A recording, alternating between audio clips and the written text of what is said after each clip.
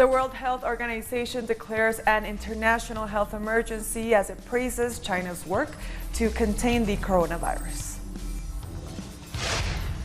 The death toll from floods in Brazil rises to 66. Social movements blame mining companies for the scale of the disaster.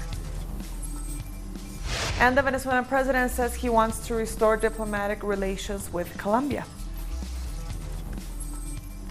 Hello and welcome to Telesur English. I am Estefania Bravo. This is From the South.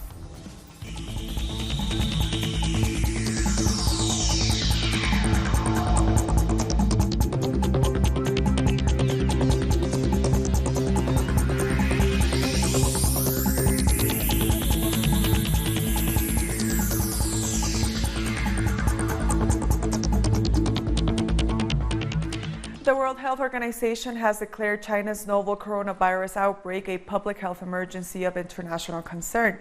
The announcement came at the end of an emergency meeting of the WHO in Geneva. It has also followed the first confirmed case of person-to-person transmission outside China in the United States. So far, more than 15 countries have confirmed cases of the illness. Meanwhile, the WHO chief reiterated the organization's confidence in China's ability to contain the virus.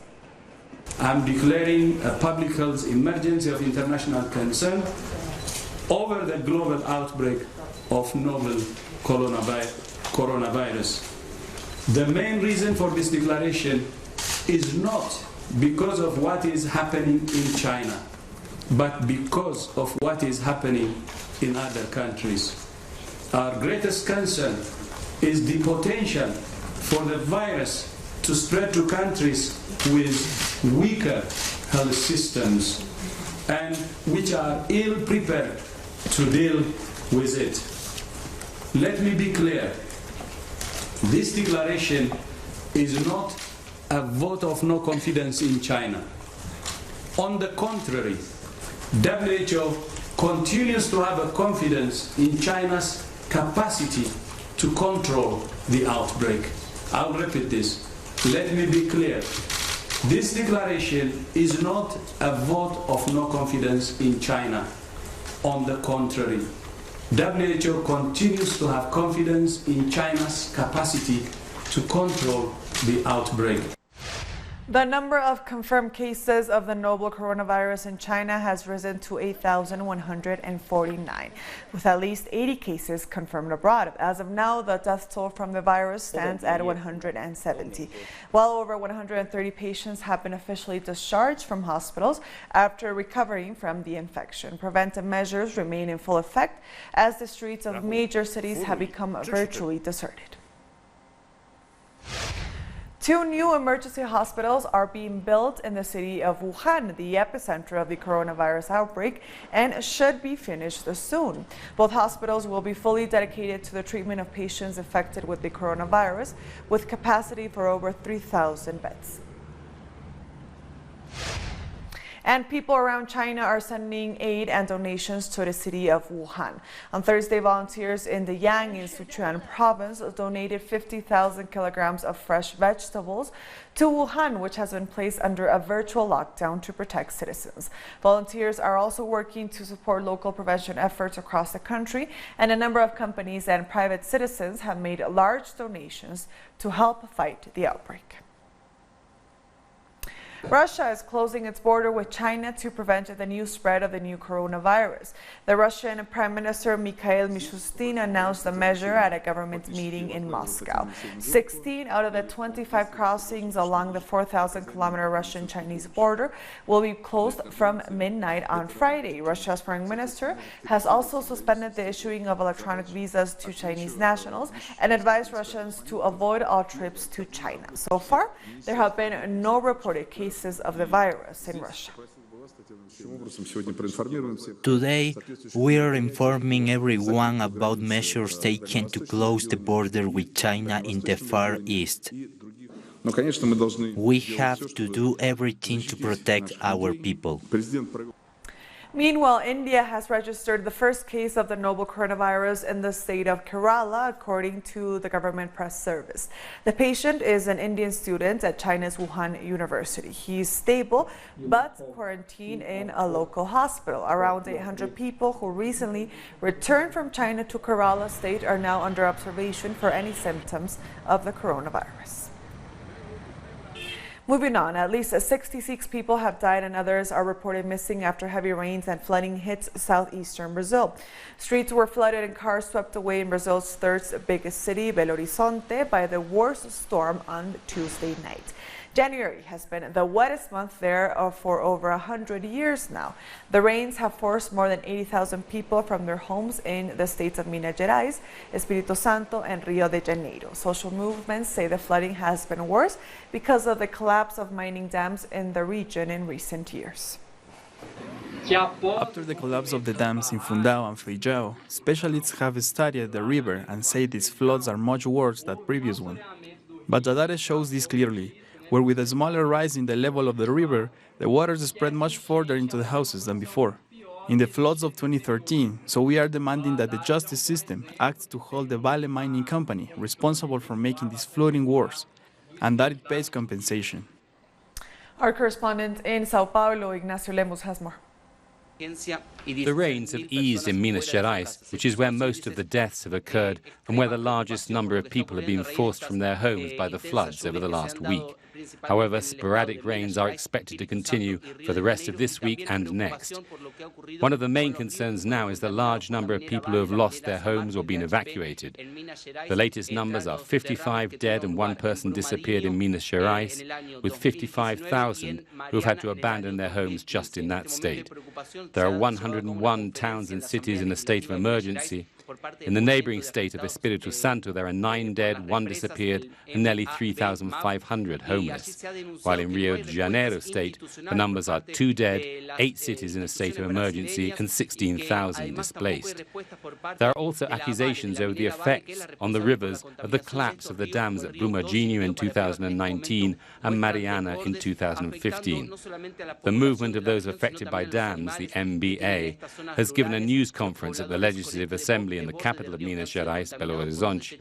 They accuse both government institutions and the Vale Mining Company of failing to respond to the situation. In particular, they refer to the contamination of the rivers Doce and Parapeba by the mining operations of Vale, which they say have aggravated the flooding, affecting not only tens of thousands of people, but also large numbers of livestock in this agricultural region. We thank our correspondent for that report. The Mexican President Manuel Lopez Obrador has answered the allegations of U.S. President Donald Trump, who said that Mexico is paying for the construction of the border wall. From the National Palace, President Andrés Manuel Lopez Obrador refused to confront his U.S. counterpart, who assured that Mexico is doing a great job on restraining migration flows. Let's not forget, even if we don't have to say anything about it, that there are going to be elections in the United States.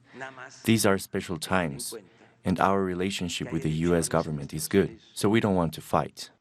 The U.S. President's speech often mentioned his southern neighbor, which in several occasions expressed its disagreement with the construction of the border wall. Respect to Mexico, we like Mexico very much, and we've gotten along great with Mexico, and the President's a friend of mine, and I think he's doing a fantastic job. It's a tough situation, but Mexico is, in fact, you will soon find out, paying for the wall, okay? This topic became even more important days after the National Guard detained a migrant caravan for entering illegally through the Suchiate River at the border with Guatemala. De manera ordenada, segura y de manera regular. Migrants' rights organizations criticized the actions of Mexican authorities who have prevented thousands of Central Americans from entering the country to reach the United States border. The National Migration Institute remains intact. In previous governments, we had the Southern Border Plan, which we can't forget. Mexico has long been a nation with open arms, but there have also been a lot of historic criticism of our policies in regards to migration. Despite this, thousands of Central Americans have crossed Mexico by now. Official numbers say there are about 62,000 migrants at the northern border requesting asylum in the United States. Coming up after the break, social movements in Colombia prepare for another strike against the government of Iván Duque. Stay with us.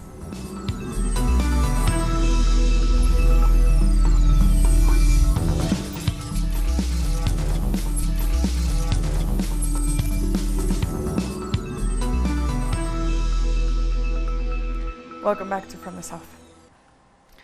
Dominica's Prime Minister Roosevelt Skerrit is assuring landowners who have concluded negotiations with the government for the construction of a new international airport that their funds will be dispersed soon.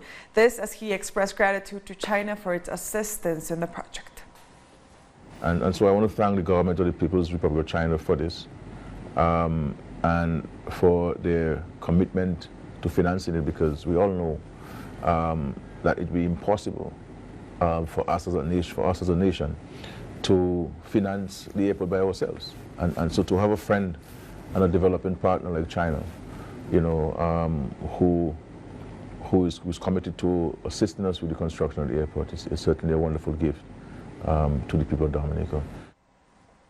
Social organizations in Ecuador are demanding that the state prioritize the fight against gender-based violence. This demand comes as the Inter-American Court for Human Rights works on a sexual violence case that took place in Ecuador. Paola Guzmán Albarracín was 14 years old when the vice principal of her school started abusing her.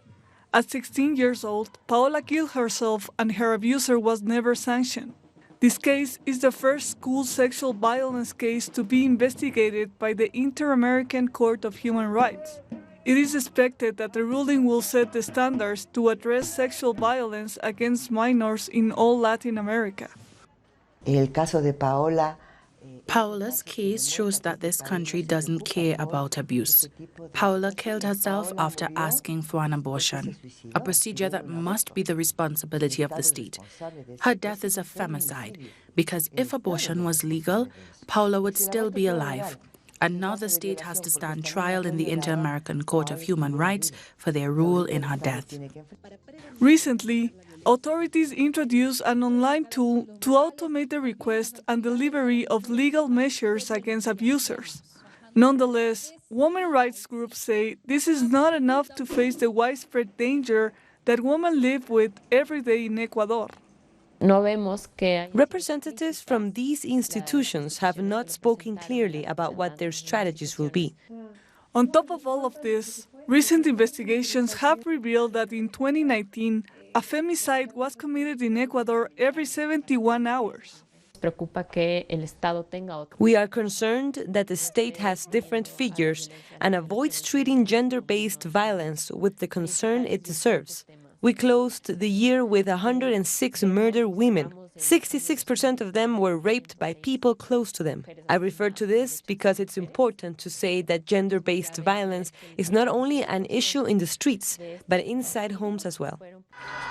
According to the prosecutor's office, during 2019, 65 femicides took place in the country, figures that vary greatly from those shared by women rights organizations. These activists also say that the state must reevaluate their public policies to curb gender-based violence, in particular after implementing budget cuts that will further endanger those most vulnerable. Ecuador's ombudsman has rejected criticism by the government of his report on last year's strike against President Lenín Moreno's neoliberal reforms. Freddy Carrion said there was excessive use of force by the police during October's protests and demanded a halt to the political persecution of indigenous leaders. Our correspondent, Denise Herrera, has more.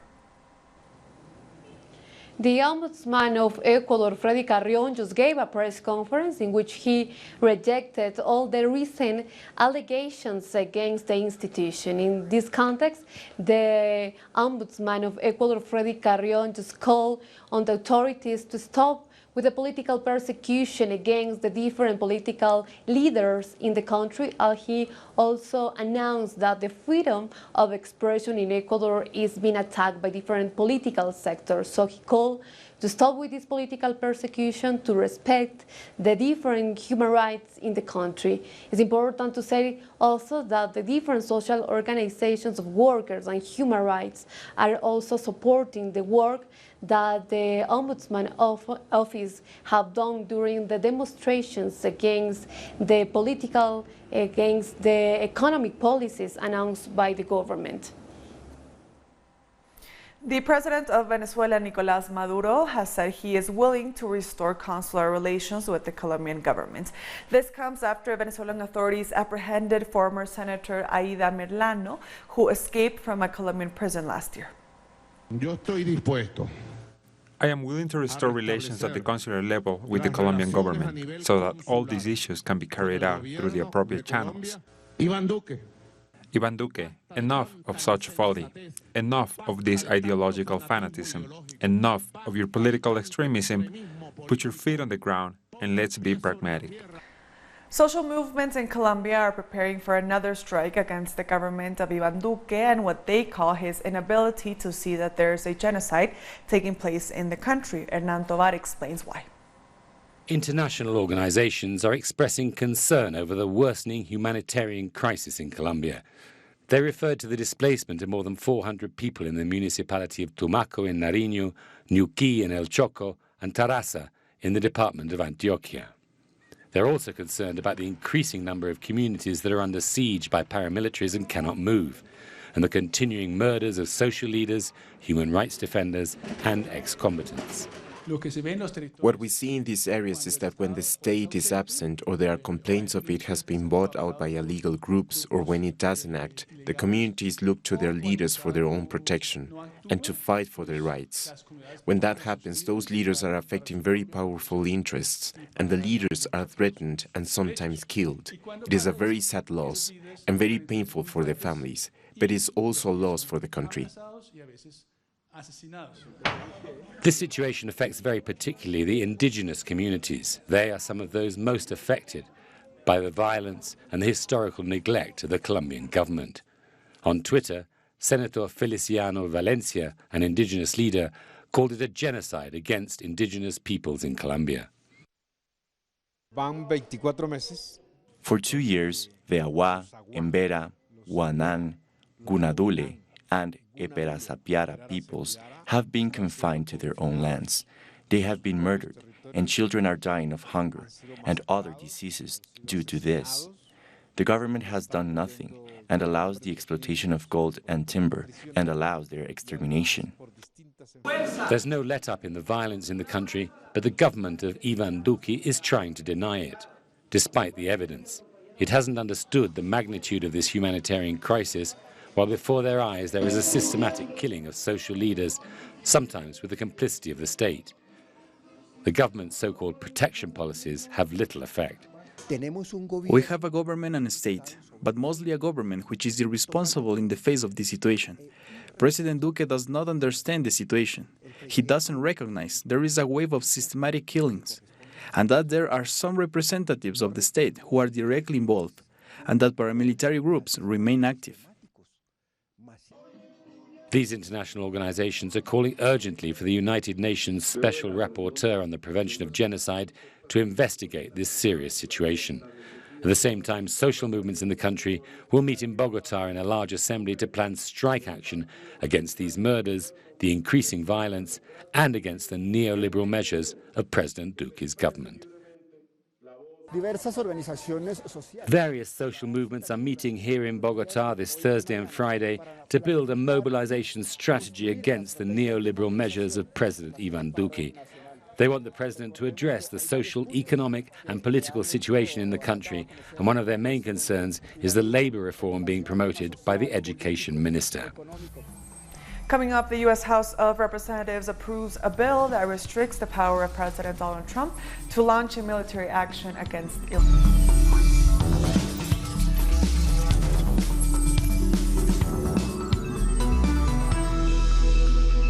Welcome back to From the South. The United States House of Representatives has approved a bill that restricts the power of President Trump to launch military actions against Iran. With 288 votes in favor and 175 against, the bill prevents the Department of Defense from providing funds for military action against Iran without the prior approval of Congress. The move comes just weeks after President Trump green-lighted a U.S. drone strike that killed a top Iranian general and led to increased tensions with Tehran. The Iraqi police have resorted to using pellet rifles to disperse anti-government protesters. The security forces fired at protesters in central Baghdad as they continued demonstrating against the government. They are demanding that the current political leaders step down, and they are also calling for the United States military to withdraw from their country. The so-called Middle East peace deal proposed by the United States and Israel continues to receive negative criticism. 2 days after U.S. President Donald Trump delivered the multi-stage plan, protests continue in several parts of the globe, particularly in the Arab world. The main criticism leveled at the supposed peace deal has been that it completely neglects the demands of the Palestinian people to return to their lands by recognizing Israel's illegal settlements. We reject this deal and will reject any deal or political plan from anyone around the world that diminishes Palestinian rights from our land, from our Jerusalem, from our right to return, our right for resistance, our Palestinian unity, our sovereignty over the land, and our sovereignty in decisions. This is a deal that we completely reject, and we are sure that it will fail. We won't wait for it to fail, but we will make it fail. A senior advisor to Iran's supreme leader described the deals as a continuation of Crusaders and Zionist objectives, pledging Iran's support for the Palestinian people. This is a plan that consists of selling and dismantling Muslim lands, and whose objective is the realization of the goal of the Crusaders and Zionists. The Islamic Republic will certainly not remain silent. The Iranian people, guided by the supreme leader, continue to consider the Palestinian struggle as the principal concern of the Muslim world. And in the United States, some experts say Trump has made yet another mistake, which will cause great setbacks to the Israeli-Palestinian peace process. It doesn't seem to have any chance of moving the peace process forward. In fact, in many ways, it's a setback to the prospects of peace. Because what it does, on all of the major negotiating issues that were to be discussed in negotiations were decided unilaterally and generally in the favor of Israel. The Palestinians have not been part of the process, and the people who negotiated for the United States do not have an understanding of the Palestinian perspective. Former Ivory Coast Prime Minister Guillaume Soro has announced his intentions to run for president in the next elections. Soro, who is living in exile in France after a falling out with the current government on allegations of treason, said he will return to his country. Soro was Prime Minister from 2007 to 2012. He later became President of the National Assembly and quit in 2019. I am a candidate for the presidency of the Republic of Ivory Coast, first of all because I love my country. And after all these years in government, in the National Assembly, I think I can better serve my country. At least 10 people have been arrested during the general strike in the Basque Country and Navarra, organized by trade unions and pensioners. Several highways and train stations were blocked by protesters. Youth organizations, feminist groups, and the colleges joined the thousands of workers in several cities. They are demanding a change in economic policies, a more equal distribution of wealth, and dignified living and working conditions. A ship carrying some 400 migrants that was rescued off the coast of Libya has finally been allowed to dock in the Italian port of Taranto. The migrants, including pregnant women and babies, were stranded on the Mediterranean Sea for more than 4 days as they waited for Italian authorities to grant the ship authorization to dock. On Monday, the United Nations said the war in Libya is forcing more migrants to take the risky journey across the Mediterranean Sea. And with that, we've come to the end of this news brief. You can find these and other stories on our website at telesurenglish.net. And join us on social media. We are on Facebook, on Twitter, and on Instagram. For Telesur English, I am Estefania Bravo. Until next time.